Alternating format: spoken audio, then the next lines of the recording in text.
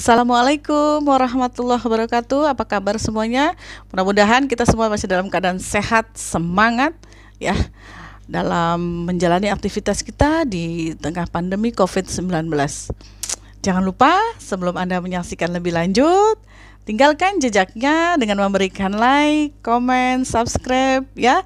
Kemudian share juga supaya saya bisa semangat terus berkarya. Ditunggu.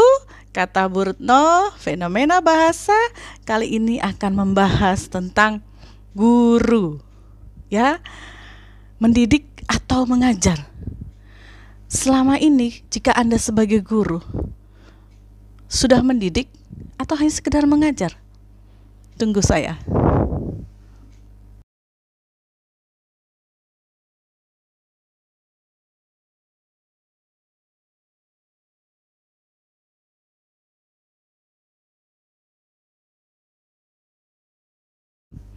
Kembali lagi bersama Kata Bu Retno.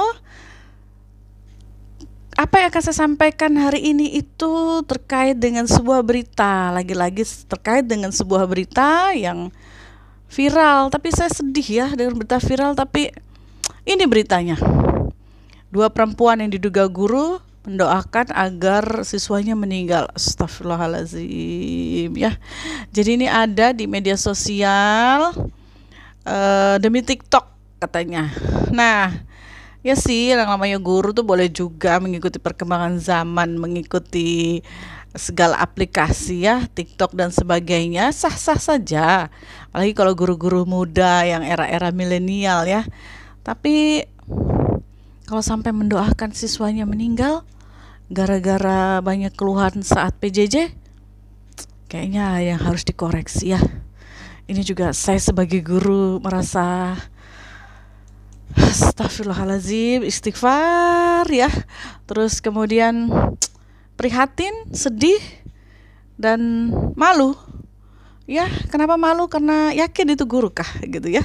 Jadi atau lupa bahwa diri kita tuh guru yang harusnya menjadi contoh yang baik buat anak didiknya.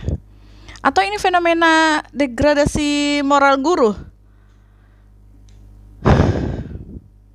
Saya harus menghela nafas panjang. Kenapa?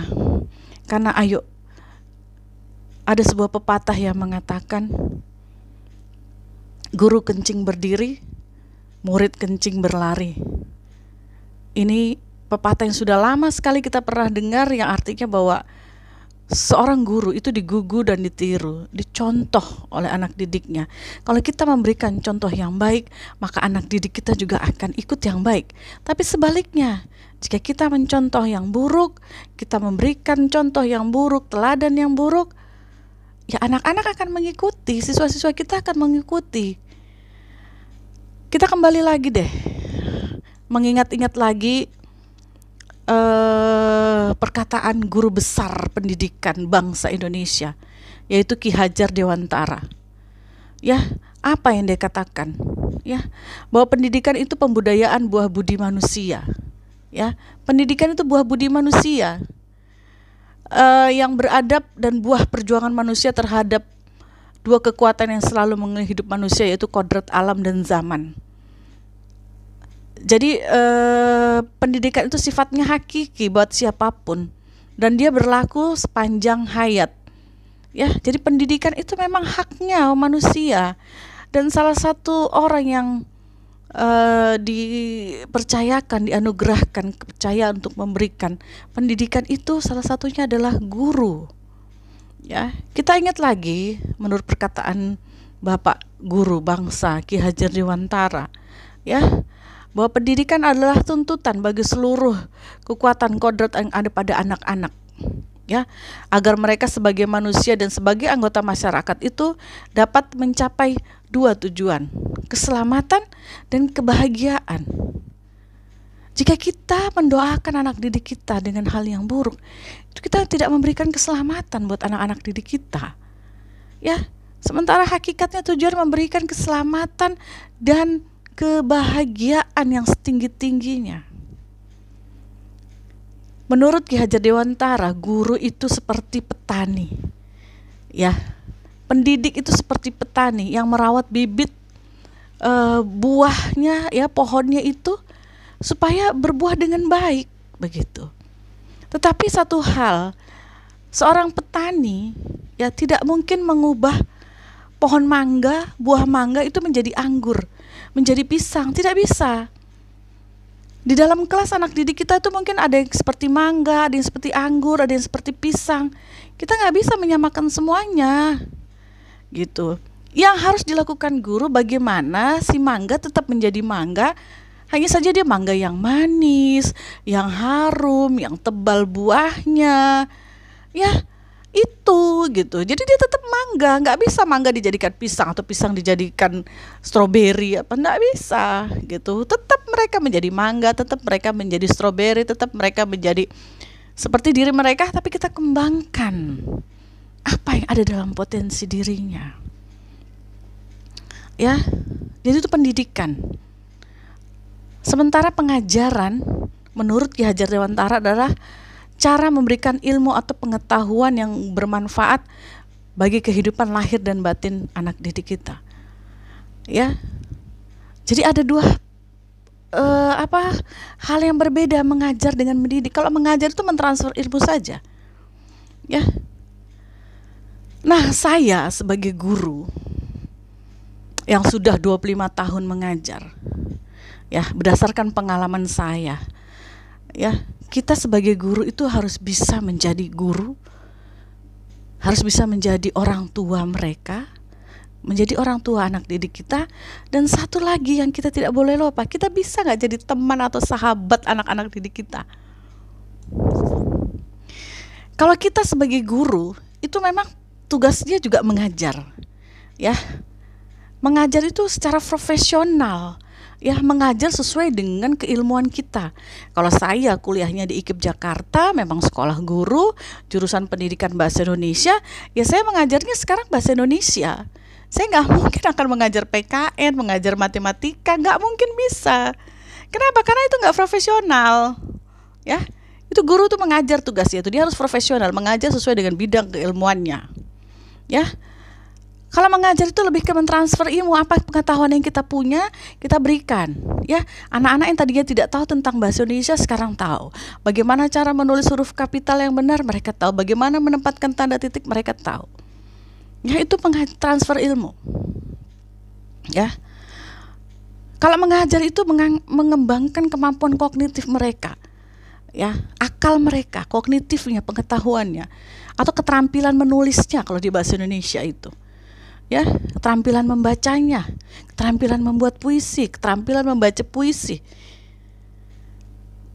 Dan kita harus akui ketika kita mengajar, kita tidak bisa berharap 100% tujuan itu harus tercapai semua, karena daya serap anak didik kita tidak sama. Karena di kelas kita tadi itu ada yang mangga, ada stroberi, ada pisang, ada anggur, ada apel.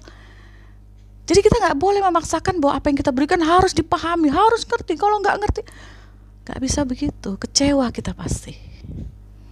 Ya, jadi kita sebagai guru, tugas kita salah satunya adalah mengajar.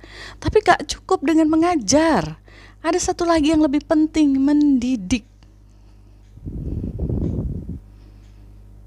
Tugas kita ketika mendidik itu kita seperti orang tua.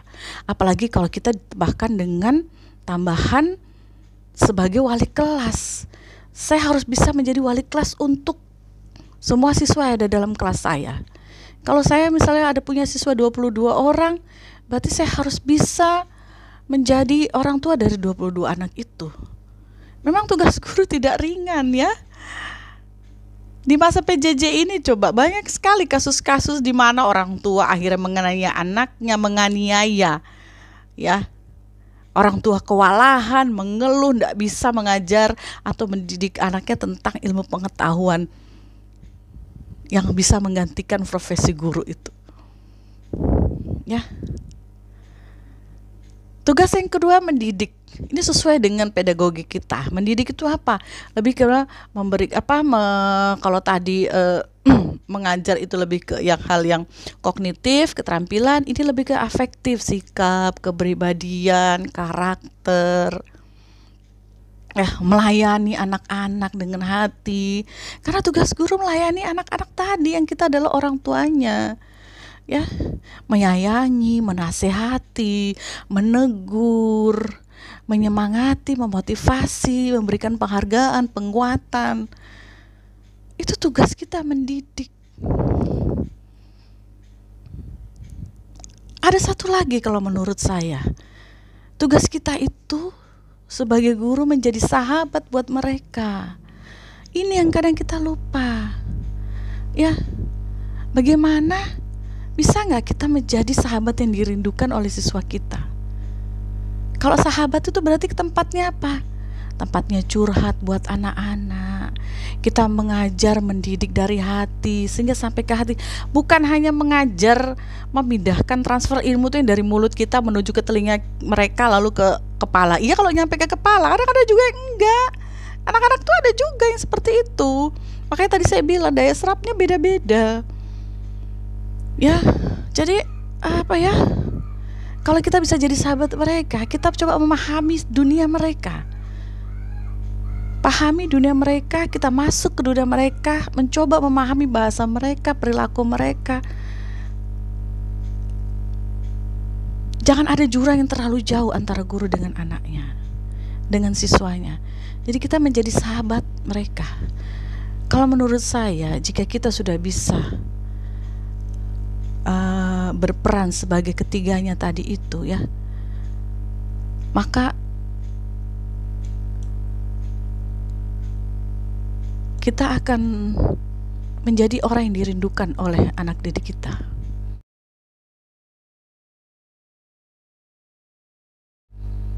Ya.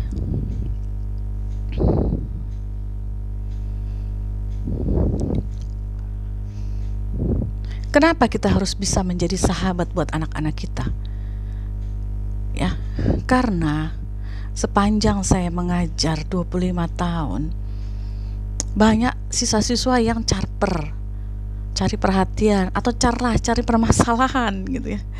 Itu kalau kita telusuri akar permasalahannya, kita dalami, kita dekati, kita ketahui lebih dalam lagi, ternyata ada masalah di rumahnya, ada masalah dalam keluarganya.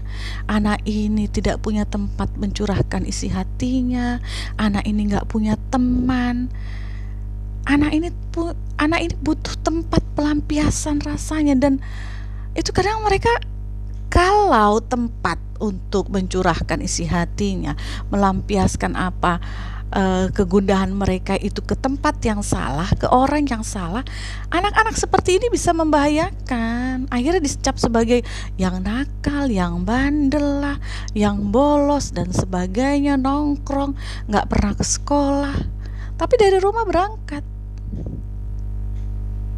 gitu. Nah, makanya kita sebagai guru tuh harus peka.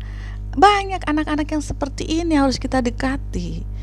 Dan itu tugas kita harus sebagai sahabat masuknya. Kalau sebagai guru yang memberikan jarak, kamu murid, saya guru, gak boleh, itu mereka gak akan bisa. Kita gak akan bisa tembus ke mereka, tuh gak bisa. Kalau menurut saya, kita harus tembus ke hati mereka itu ya. Dan menurut saya, kenapa ketika PJJ, pembelajaran jarak jauh ini, itu banyak dinamikanya, banyak romantikanya, banyak keluh kesahnya? Karena memang peran guru yang seperti ini yang tidak didapat. Nah, kalau anak itu ada masalah di rumah, lalu sekarang mereka belajar di rumah, bentrok dengan orang tua, ya, kita kembali lagi ke pesan-pesan Ki Hajar Dewantara ya. Kita sebagai guru ketika sudah mendidik, mengajar mereka itu diharapkan peserta didik yang berkepribadian merdeka, sehat fisik, sehat mentalnya, cerdas. Memang mengharapkan, kita harapannya seperti itu ya. Lalu metodenya yang disampaikan itu harus yang dengan pola asah dan asuh ya.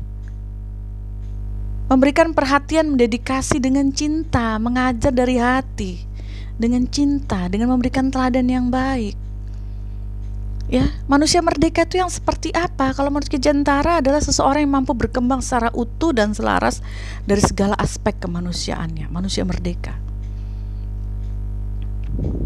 Jadi kalau kita sebagai gurunya tidak bisa memberikan teladan yang baik kepada siswanya, Bagaimana kita mengharapkan mereka menjadi tumbuh jadi manusia seutuhnya? Kalau gurunya sudah mendoakan anaknya dengan doa yang tidak baik, apa tidak mungkin anak muridnya juga mendoakan hal yang buruk terhadap gurunya? Bisa saja seperti itu. Karena itu tadi, guru kencing berdiri, murid kencing berlari. Prihatin saya dengar berita ini, ya. Jadi seorang guru itu hendaknya juga dia memiliki keunggulan dalam mengajar dan mendidik itu tadi, ya, punya relasi komunikasi yang baik bukan hanya dengan siswanya tapi dengan pihak-pihak terkait, stakeholder dan sebagainya, ya. Dan seorang guru itu harus profesional, mengembangkan dirinya. Guru juga harus terus belajar. Ya, guru juga harus mempunyai etos kerja yang positif, harus mempunyai menjaga harga dirinya di masyarakat, melayani masyarakat. Kalau contoh tadi yang di kasus di awal tadi, guru yang bermain TikTok kemudian mendoakan muridnya dengan hal yang buruk, ya ini tidak memberikan contoh atau tidak menjaga harga dirinya, harkatnya sebagai guru. Sama sekali tidak. Ya, bablas nih, kebablasan, ya, apalagi demi TikTok, demi dan itu ditonton di masyarakat, dan saya melihat sudah banyak masyarakat yang bereaksi, semuanya memberikan reaksi yang negatif, ya. Jadi sangat disayangkan jika kita guru lupa dengan tugas-tugas kita, ya. Harus kita renungkan jika Anda sebagai guru, selama ini Anda hanya mengajar atau sudah sampai mendidik? Anda sudah sebagai gurunya, sudah sebagai orang tua, atau sudah menjadi sahabat mereka? Kalau Anda sebagai guru hanya mengajar, ya anak-anak cuma tahu terus kemudian pintar, ya. Tapi kalau Anda mendidik, maka bukan hanya tahu dan pintar, mereka beradab, berakhlak, berbudi, ya, itu. Jadi sekarang pertanyakan lagi, sudahkah Anda menjadi guru yang dirindu siswa? Sudahkah Anda menjadi orang tua, menjadi guru sekaligus sahabat buat murid-murid Anda? Mari kita renungkan bersama. Assalamualaikum warahmatullahi wabarakatuh.